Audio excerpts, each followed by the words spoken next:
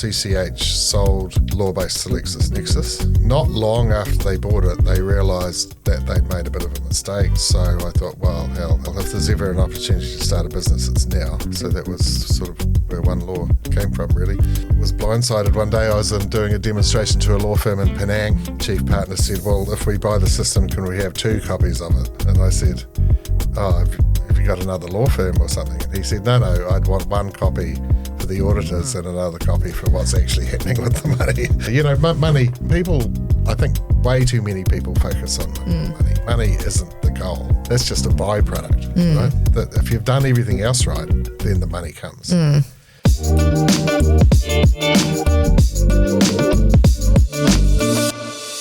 Today's episode is sponsored by VXT, the phone system built for law firms. VXT integrates with practice management systems so that when lawyers make calls, their billable time and legal advice can be saved in the right place automatically. 20% of billable time goes unrecorded. A lot of that is phone calls that get forgotten about. Get some of those billables back using VXT. vxt.co.nz or click the link in the description to find out more. Welcome to another episode of the File Notes podcast. Today, we're joined by Doug Thompson, co-founder and head of sales at OneLaw, a legal practice management company with some of the most loyal customers I have ever seen. So, welcome, Doug, to the podcast. Yep, no, it's good. So we're going to kick it off with something a little bit fun, and we're going to do 2 truths and a lie, because I know you have some fantastic stories to tell, as you shared at the OneLaw conference recently. So I'll say 3 things and then you can shed a little light afterwards on what the lie is. So first of all, you have been on a helicopter bar crawl. Number 2, you were kicked out of university. And number 3, you loved waking up early to help with lambing season on the family farm near Winton. Yeah, the lie sticks out there, number 3. I was never really a farmer. No, that wasn't my bag at all. And so you grew up near Winton. Yeah, a little farming district called Southland, about, 10 k's out of Winton or so, yeah. That you didn't like the farm? No, it wasn't my thing. I mean, it had its benefits. We had a nice creek with trout in it that I could fish in, and riding motorbikes was always fun, but actually doing the work on the farm, that wasn't my thing. So when you were young, you were more into the fishing? Yeah, well, I had to pitch in a little bit, but I typically wasn't really that good at it because I didn't enjoy it. Yeah. I'm the same. I'm like, my parents have always lived on a farm, but I've conveniently just never lived with them when they've been living on the farm, and so I'm the most unfarmer farmer in my family. Yeah. I learned a few things that were useful, like just some, how to change a tyre and wheel and all that sort of stuff that you learn. But yeah, no, the actual farm work itself, no, it wasn't for me. I didn't mind tractor driving because you're just sitting there listening to music, but yeah. Yeah.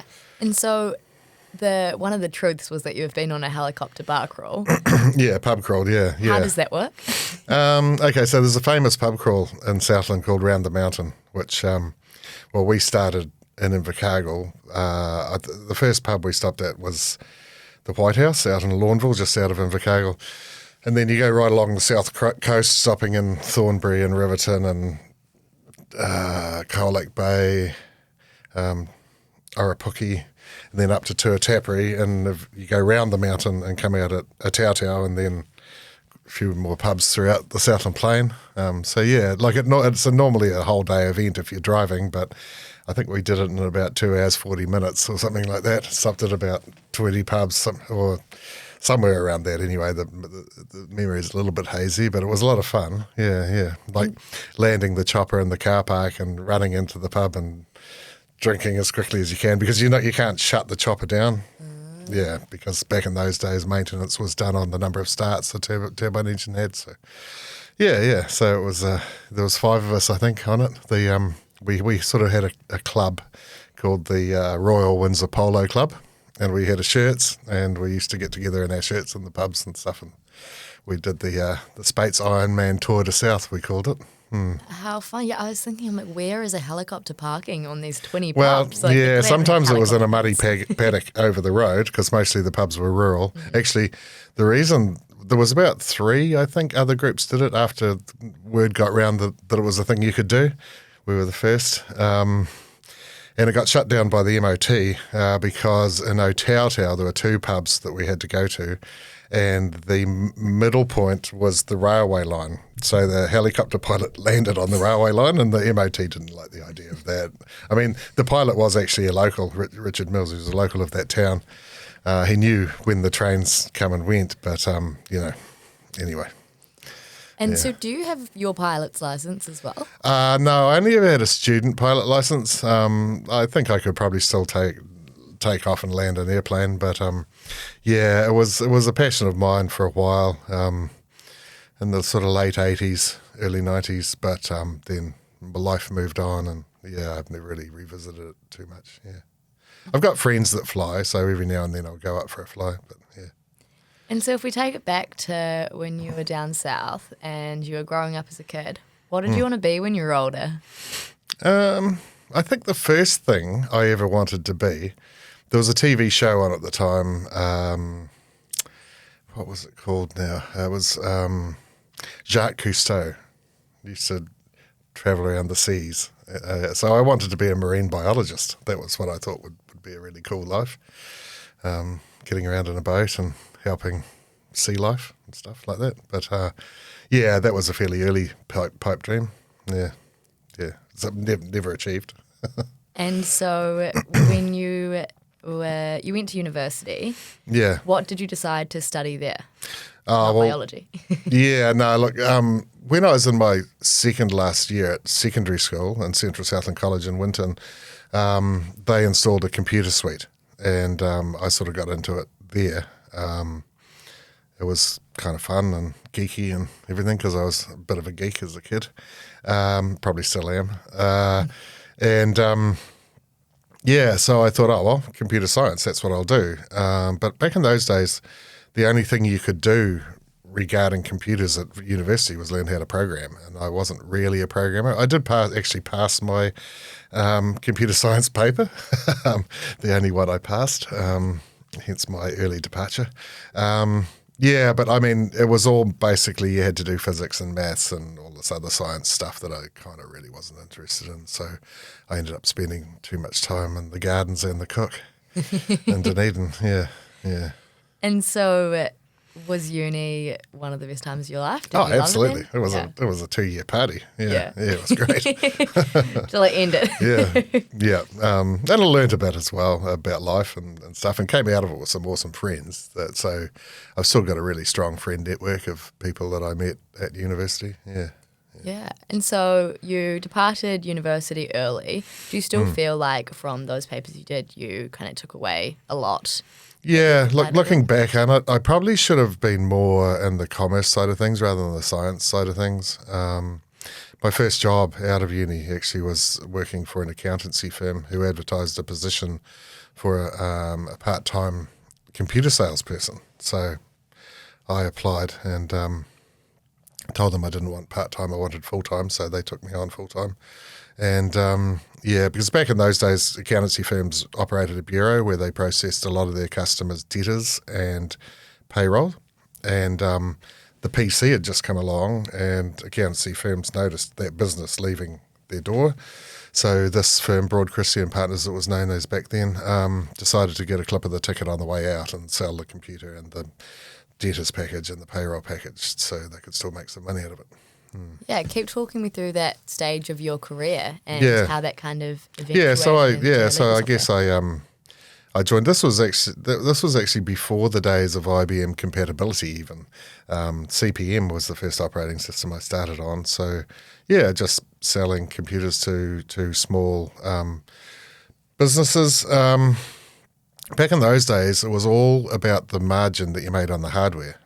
Software sometimes was given away with the hardware. The hardware was where it was at, right?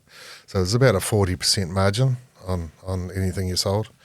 But that sort of changed over time, and margins got squeezed on hardware, and it became more about the consulting and the software and training and all that sort of thing. But anyway, I cut my teeth on that. And we grew that business quite successfully. Myself and another guy, Alistair McGregor and Grant Harrington, were the three main people in there. I was the first on board, but we grew reasonably quickly. And then the accountancy firm decided that they didn't really want to have a computer company. So Alistair and I bought it off them, and Computer Group Limited was the name of the company. We grew that into probably either the biggest or the second biggest computer company in Southland, with our main competition, Computerland. And Wayne Hull's the guy that had the Computerland franchise down there at the time. He sold out. He decided to sell, and Alistair and I decided we didn't really want someone coming in and being good competition, so we bought it. And by that stage, like, I enjoyed the business, running the business when it was small, 5 or 6 people, everyone knows what everyone's doing, and you just get on with it. Managing people is not really probably one of my strengths. So we got to the point where we were operating quite a large business, and I kind of wasn't really enjoying it that much, so I ended up selling up and moving on. But it was through that business that I got into the legal space. We looked after a number of law firms. Computer networking was fairly new in the late 80s, and we set up networks for quite a few law firms in Southland. And Bill George was the supplier. Baycom Software was the supplier of a system called Lawbase, which captured most of the market in Invercargill. And I learnt quite a lot about the software just in helping our customers solve problems and, all that sort of stuff. So, that was my sort of entry into the legal space, really, via the hardware, but then got more interested in the software side of things. Yeah. And so when you were working at Lawbase, what was your role then? Oh, well, when I sold my share of the Computerland, I took a year off and played some golf and went fishing. Nice. In New Zealand? Just stayed in Invercargill. And then I decided, well, time to start making some money again. So I phoned Bill, who owned Baycom Software, who developed the Lawbase system. Said, have you got a job for me, Bill? And he said, yep, you can open a branch for us in the South Island in Christchurch. I said, sweet. So that's what I did, really. That's how I got involved in the Baycom business. And so I started out on the tools, really, doing data migrations and training and a little bit of sales. But the sales was always the bit that I loved. Right throughout my career, the sales is the bit that gives me the buzz. So I convinced Bill that I probably should take over sales from him and let him concentrate on the development side of things, and he agreed. So because he's getting sick of all the travel and all that sort of thing. So so I ended up moving up to Mount Maunganui, where the company was based. The worst places to live, right? Yeah, quite a change from Southland as well. Yeah, absolutely. The first year I was there, I didn't get out a t-shirt and shorts. All the locals thought I was crazy. Yeah, but that was the first sort of big move. Well, to Christchurch first for about, I think, 4 years, and then up further up to Mount Maunganui. And then when you were at Lawbase, there was a moment where there was an attempt to expand into Southeast Asia. Yeah, so that was after Bill's tenure. He sold the business to CCH, a Walters Kluwer company, multinational publisher. They wanted to strengthen their position in the legal market. They're typically mostly accounting focused. They did have some legal content, but anyway, so they had offices all over the world, and they saw an opportunity in Malaysia and to a lesser extent Singapore, because it was already reasonably well serviced, but not many legal practices in Malaysia had a trust accounting system. So it looked like a real greenfield opportunity to us. I did 4 trips up there, got in front of law firms, demoed the product, and they were all saying, "Oh yeah, this is exactly what we need. This would be great." So we thought, well, why? We should have thought, well, hang Seems on a too minute. easy. Yeah, this is way too easy. Why?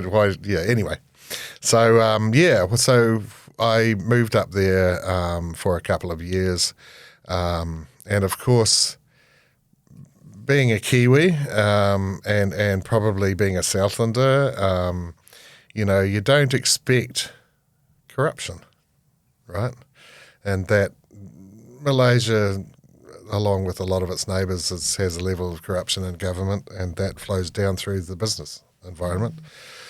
And but yeah, I just was blindsided one day. I was doing a demonstration to a law firm in Penang, and the chief partner said, "Well, if we buy the system, can we have 2 copies of it?" And I said, "Oh, have you got another law firm or something?" And he said, No, I'd want 1 copy for the auditors and another copy for what's actually happening with the money." Oh my gosh. And I thought, okay, that is why we haven't been successful, because it was effectively a compliance product, and that market didn't want to comply. So when I got home back to KL that night, I phoned Matthew Sullivan, my boss, who was based down in Singapore, and said, I know why we're not succeeding, and I don't think we will, so let's pull the pin on it now, and I'll be home for Christmas. This was at the end of 2005, Yeah, so how long did it take for you to leave Malaysia after that? Oh, it's all done and dusted pretty quickly. I mean, we did sell a few systems, 8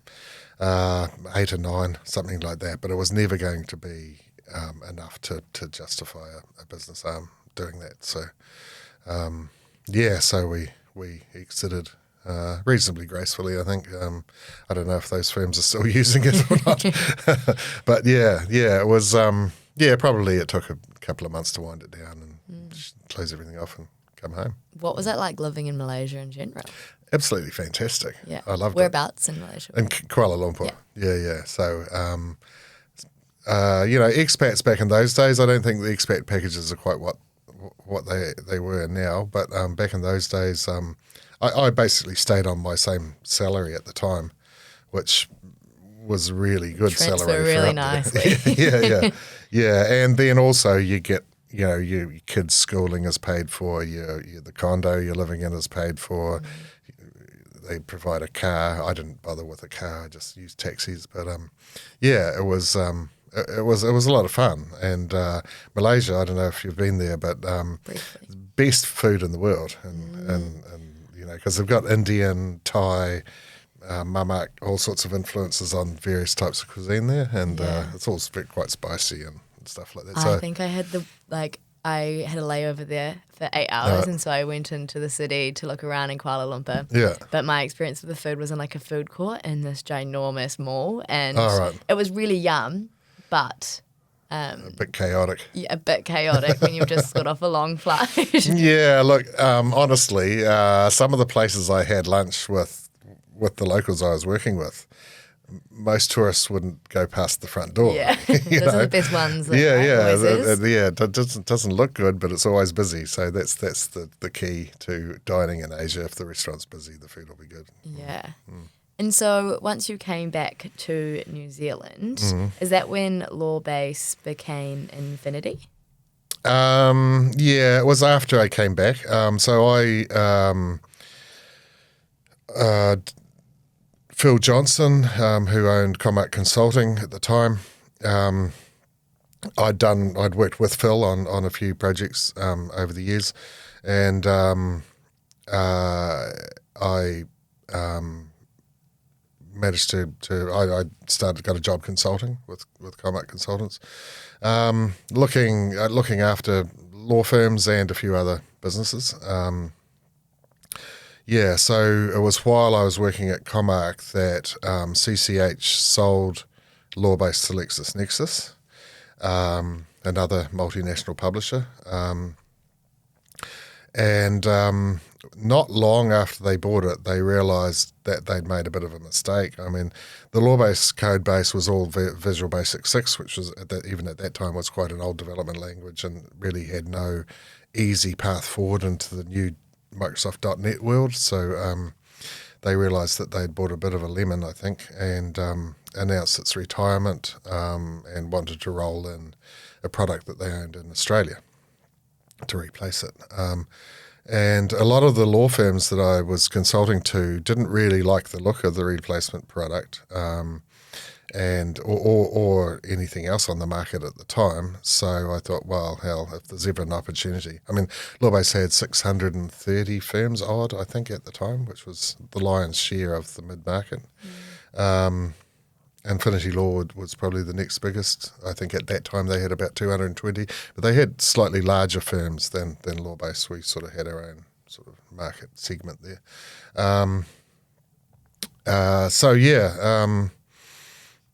So I thought, well, if there's ever an opportunity to start a business, it's now. So that was sort of where OneLaw came from, really. So Phil Johnson, who I'd worked with and who's quite entrepreneurial, always looking for another opportunity. And Bruce Patterson, who was a partner at Duncan Cottrell in their Auckland office. He had been a director of Baycom, so I'd worked with Bruce over the years and trusted and thought he was a good bloke. And Steve Smith, who owned Alchemy Group, which is a software development company here in Christchurch. I got them together for a coffee and said, right, here's an opportunity, let's get on with it. And they all agreed.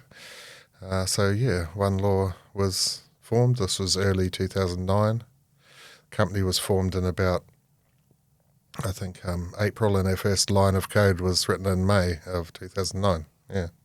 So how long did it take from that initial kind of first line of code to having the MVP that was getting used by a law firm? Okay, so the MVP had to be able to replace Lawbase functionally. That was basically the goal at the time.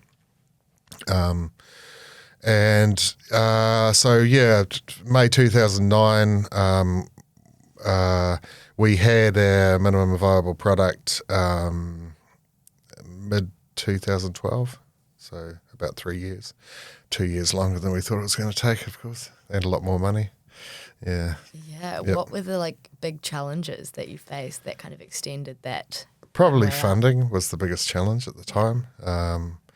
You hear about Callaghan and other government sort of money that's available for R&D and the like, but it's always so tricky to the complexity of just the paperwork involved to try to get in there, and then when there's not that much money at the end of it. So basically we had to self-fund it amongst the 4 founding directors I mentioned earlier. Then we got to the point where we thought, this isn't sustainable, so we did a capital raise, and that was fairly successful, thankfully, and that let us get ourselves to the position where we had our first release, and issue our first ever invoice, which is always a good milestone in a new startup. There's a lot of tech startups don't get to the point of issuing their first customer invoice. So how did you get that first customer? Okay, so 2012, right? So an earthquake had just rolled through town, and we thought we'd have a number of firms in Christchurch that were keen to be trial sites.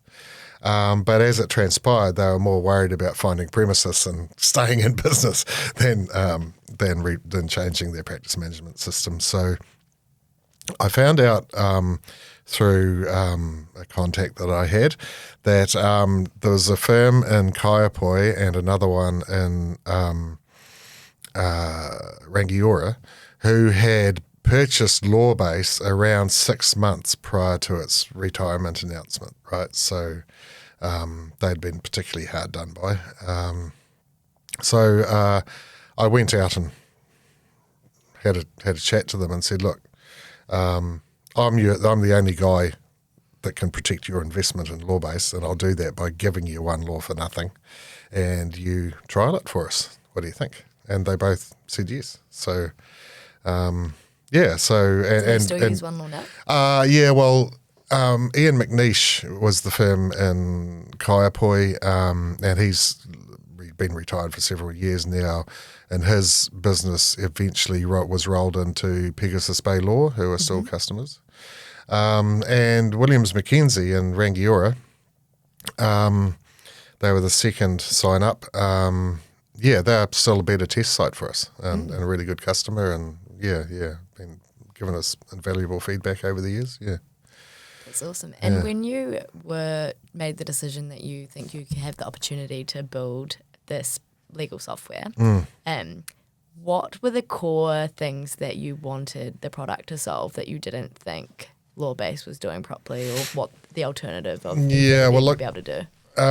So Lawbase, I think the key in New Zealand is to have a really strong accounting system at the base of it. The trust account is far more important to New Zealand law firms than most law firms overseas because of the type of law we practice here. It's predominantly conveyancing, right? And so there's a lot of money passes through the trust account, so it's got to be bulletproof. And law firms get audited by the Law Society, so you've got to be able to prove everything. Have a very tight system. So that was the key. That was the starting point. And Lawbase actually had quite a good trust accounting system. It was a bit loose in some areas, so I could see some improvements that I could make in OneLaw over how Lawbase operated.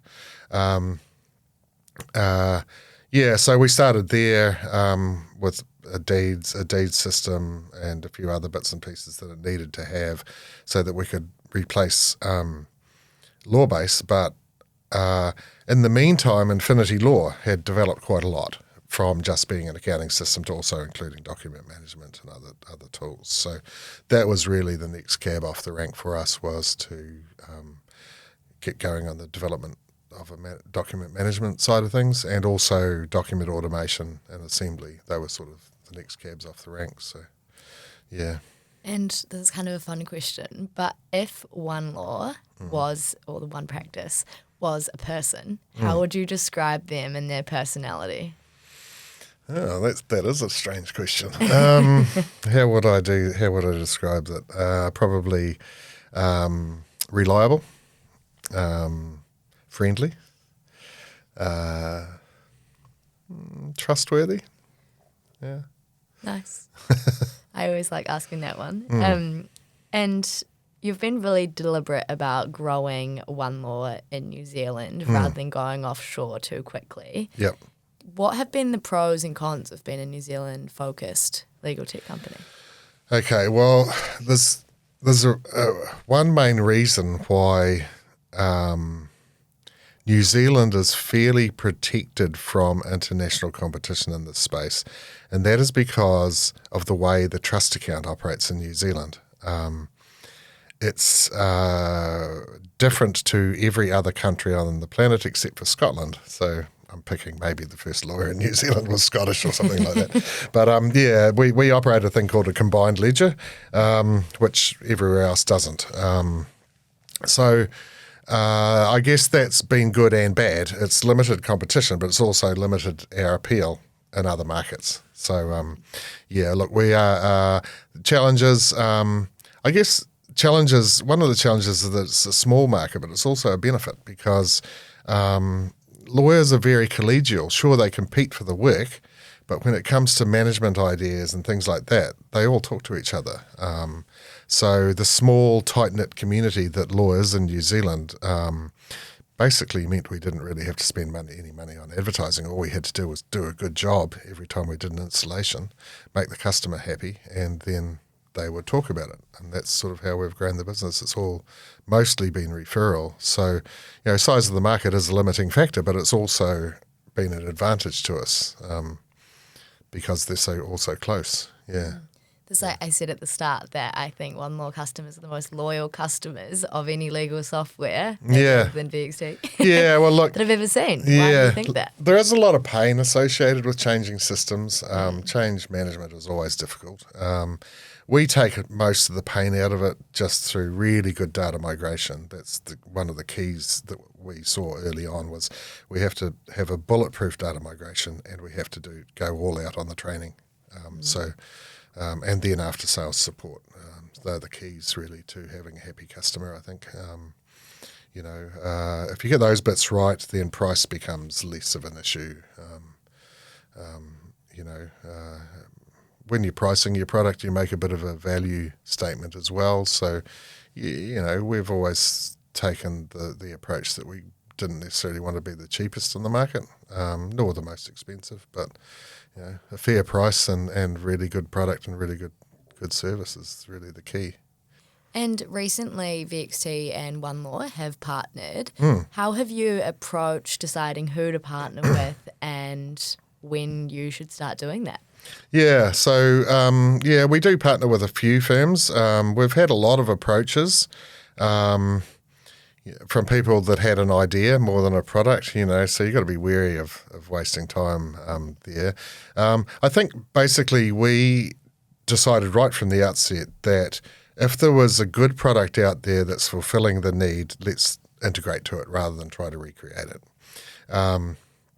Apart from this core functionality, we're focusing on what can we do to make a lawyer more efficient, because a lot of some work that lawyers do is fairly fixed fee, like conveyancing. So, you've got to drive efficiency into the process to be able to make money out of it. So if there's a good product that's already out there and well liked already by the customers, then hey, let's just hook into that. So, we didn't bother creating a general ledger or accounts payable or general accounting stuff. Our customers all use Xero.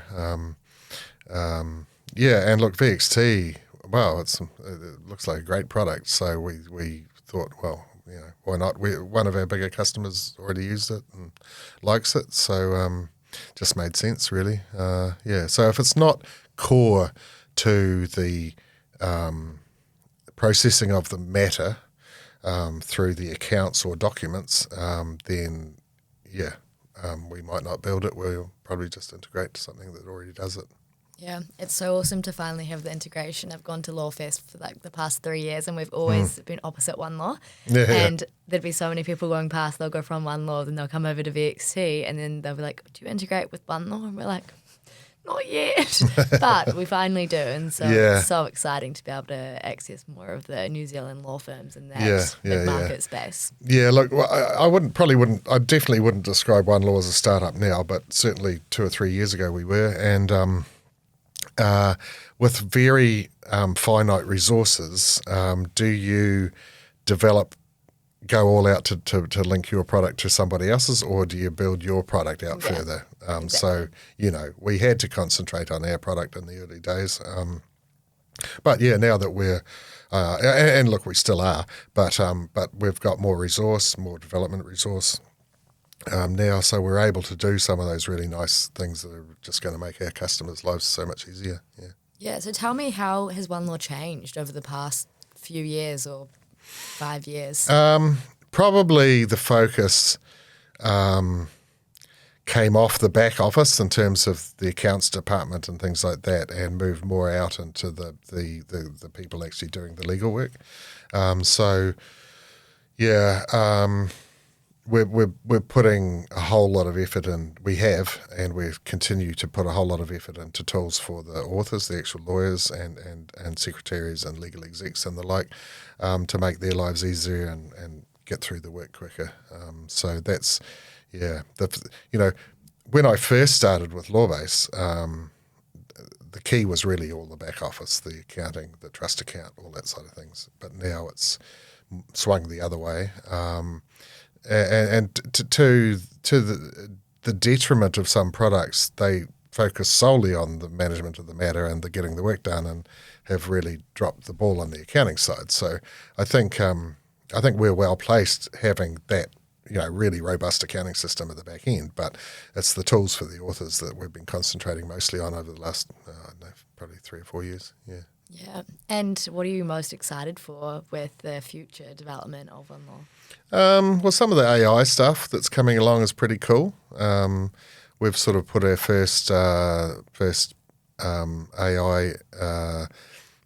bit of functionality into the product for the next release. That's one of the things. And look, AI to a degree was kind of like a solution looking for a problem. 100%. People come to us at conferences and they're like, what AI do you have? Like, what are you trying to do? And look, we've had calls from law firms saying, has your system got AI? we know we need AI. They'll say they need it, but then they're like, well, are you going to train my data? Like, is it training? But it's really just about taking as we have with all of our development, taking a fairly pragmatic approach. Look, what is going to provide the most value to our customers, and that's the way that we always go about it. We've got a group of firms, the three biggest firms in Christchurch, customers of ours. Sorry, I should have said the three biggest customers in Christchurch. We get them together regularly and float new ideas past them, and if it passes that initial sniff test that yes, that would definitely provide value, then we look at it more seriously and get it into the development backlog. Yeah. So AI will feature on our development roadmap quite a bit over the next few years, I expect. In the next 12 months or so, we're looking at getting like Copilot-like functionality across the product where it can just help out even on small things like creating a good narration for an invoice or that type of thing, being able to do a natural language search across your document store. That sort of stuff is sort of where we're going. And content extraction is another thing that we're looking at right now, is where AI is advanced to the level now where it can do actually a really good job of making sense out of even handwritten documents. We want to be able to feed a sale and purchase agreement or scan it, and then our AI extracts all the content in terms of critical dates and caveats and things like that out of the agreement, chattels, lists, all that sort of stuff, and have that automatically just go into the database for the matter, so that we can use that then to produce documents that are relevant for the matter with all of that data without humans having to be too involved in it. I think probably there'll still have to be a human eye pass over the data before you click save, but just saving all of that typing and filling the fields will be a godsend. Yeah, it's crazy how much it's all going to change in the next 6 months, the year. Then there'll be something new in 2 years. But I mean, to see how you it do have to do a bit of care. You have to do a little bit careful with AI, right? Because it has the habit of hallucinating from time to time, and you see a quote in there that actually was never a quote. It changes numbers. So it's such a rookie mistake when I was writing the invite for the office launch party we hosted last night. Yeah. I'd got ChatGPT to just like tidy up my event description of it. And it changes the date that it's on. So I would write Tuesday, and it would change it from like 22nd to 21st, but still the Tuesday. And I was like, I didn't realise. And I was like, oh, this is such a rookie mistake. Yeah, so like even document production AI will definitely play a part, but it's kind of probably to the first draft, and then the human with the expertise will take over from there. Yeah. So now I want to take some time to kind of reflect on your time leading OneLaw. What do you think's been one of the most important decisions that you've had to make over the years? That's a good question. Probably a fairly recent decision was to bring on board new management as we've grown, to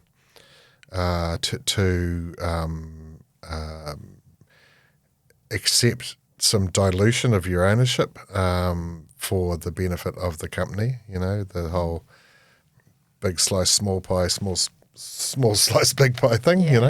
I mean, when you've grown something from scratch, it's kind of your baby, and you're a bit protective, and you have to recognise that. You have to think, now, hang on, is this best for the company? And if it is, then that's the decision you have to make. And we did, and David Carter joined us as CEO and doing a great job driving the company forward, and Tony Rogers, our CTO, is doing a fabulous job on the development, way better than I ever did. So, Fresh eyes. Yeah, absolutely. And just getting the right people at the right time is really important. Now do you get to do more of what you love again? I'm out selling again. Yeah. Yeah, and going out meeting people and schmoozing and all that stuff. So it's good. Yeah. And is there anything that you would have done differently looking back over the years? probably would have tried to raise money earlier in the piece, because that caused quite a bit of angst along the way. There was the best part of a year that I went without income, thanks to my wonderful wife Prudence, who's a successful business person in her own right. I could get through that, but there's a lot of people that couldn't. Probably get your funding sorted early would be one of the pieces of advice for any startup. You tend to go into these things with rose-tinted glasses. You think it won't take too much time or money, but actually it'll take a whole lot more of both than you ever imagined. Yeah. And what's been the achievement that you're most proud of individually, and then maybe as a team as well? Yeah, probably issuing that first invoice. But probably more recently, we broke through 200 customers mark. And that wasn't that long ago, and we're now we're about 223 customers now. How many law firms are there in New Zealand? Do you know? I think there's about 2,000, a bit over 2,000, 2,200, something like that. But like about 1,100 of them are sole practitioners, fairly small. Mind you, a sole practitioner doesn't mean that it's a small business. You could be well leveraged and have 20 people working there. But there are a lot of one lawyer and a secretary type firms. So of our target market, I think there's probably maybe 800 firms. Yeah, we see ourselves really as a natural fit being in the mid-tier space, sort of. I mean, we've got a lot of small firms. It's a product of being a startup as well. You just take everything that comes your way. But our natural fit really is between 20 seats and probably 150 seats. That's where we see our piece of the market. Yeah. Have you found that over the years you began to niche your ideal customer? So, for example, with VXT, we started and we have some people using VXT that aren't law firms today because originally, like you said, you're a startup, you take what comes in the door. And over the years, we've got more and more specific that we only want law firms, then maybe we don't want this particular type of law firm because they're actually not going to get as much value out of VXT if they're doing that type of practice. Yeah. I suppose in the legal space, the area that we probably provide less value would be for barristers who typically do all court work. They don't operate a trust account. Our product, although we do have a number of barristers using our system, it's probably not as good a fit for those guys. I guess if your marketing's all referrals and word of mouth, you're not really having to do that targeted. No. So mostly our firms are general practice. Do a bit of everything. Property, litigation, commercial.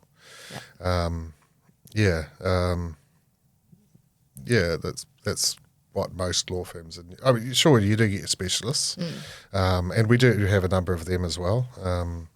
Insurance law, we've got a couple of firms that specialise in that. But mostly general practice, from Invercargill all the way up to Northland. Yeah. So, moving on to the final section, which is our quickfire section. Right. So I'll ask you a question. You can just say the first thing that comes to your mind. So if you weren't working on OneLaw, what would you be doing? Playing guitar, probably. Ooh, nice. And you said you were in a band, right? Yeah. Not that serious a band. We probably only do about 3 or 4 gigs a year at max. Still pretty serious. What type of gigs is it at? Oh, pubs and things. Yeah, like nice. Rolling Stone and places like that. Yeah. Nice. Yeah. And if you could have founded any other legal tech company, it might exist today, it might not exist anymore, what one would it be? This is a really hard question. Yeah, this is a tough question. I don't know. One of the firms that was a pretty high flyer in the early days was a system called Keystone. That would have been fun. They went after the very big firms globally, quite successfully as well. that would have been a fun journey. Yeah. But Going global with them. I'm happy with OneLaw, really. It's such a hard question because obviously it's your baby. Yeah. I remember asking Hunter Steele, who's the founder of Smokeball, this, and he was like, "Oh, got to think of one as well." The same reaction. Yeah. So now, can you describe your career journey in 3 words?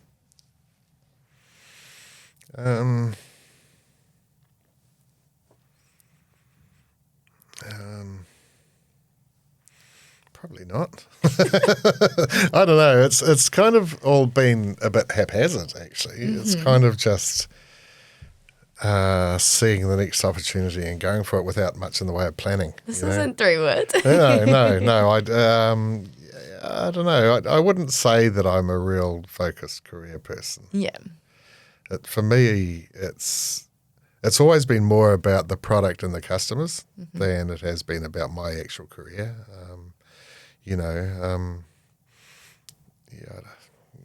3 words. I don't think I can do it in 3 words. I'll give you that one. Yeah. Money. People. I think way too many people focus on money. Money isn't the goal. That's just a byproduct, right? That if you've done everything else right, then the money comes. And I think I've never really been that focused on income or money. It's just do your best and it'll happen. Yeah. Well, yeah, you went a year with no pay when you were building OneLaw, so it must not be the driving force. Yeah. And finally, what is one piece of advice that you would give to young Doug starting out?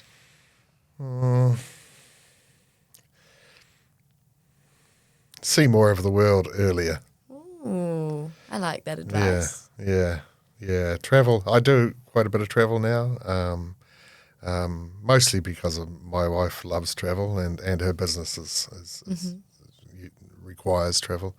But yeah, I think you get a much better balanced view of humanity if you travel the world. Any concepts of bigotry and racism and treating people differently and things like that just go out the window because you quickly realise that all humans are identical with the same needs and wants and desires. And I think it makes you a better person. Yeah, I agree. I know you recently have just got back from Japan and South Korea. What was the peak and pit of your trip? What was the... Do you know how to do peak and pit? It's this game. It's how you frame something. So the peaks are the highlight and then the pit, like the low part. Oh, right, okay. It was a good trip. First time I've been to either country. Japan I loved. It was great. I can see why so many people are travelling there. Apparently, behind Australia, it's the second biggest destination for Kiwi travellers. Is this like a recent thing? Yeah, in the last 12 months. Yeah, I don't know what. Yeah, look, the campaigns Japanese are lovely people. They're just so polite and helpful, and and because of that, the place works, right? Because there's so many people crammed into such a small area, but because everyone's looking out for everyone else, the train system works wonderfully. I never saw a traffic jam the whole time I was there. Everything works, and I think the West could learn a whole lot from that. Korea was a bit different. It was probably maybe a little bit more like New Zealand and in some respects, particularly Christchurch and driving. Do anything you can to stop that car from getting into your lane, that sort of carry on. But the food in both places was great. I do most of the cooking at home, and I'm a bit of a foodie, so I really enjoyed that aspect of both countries. But Japan I'd go back to in a heartbeat.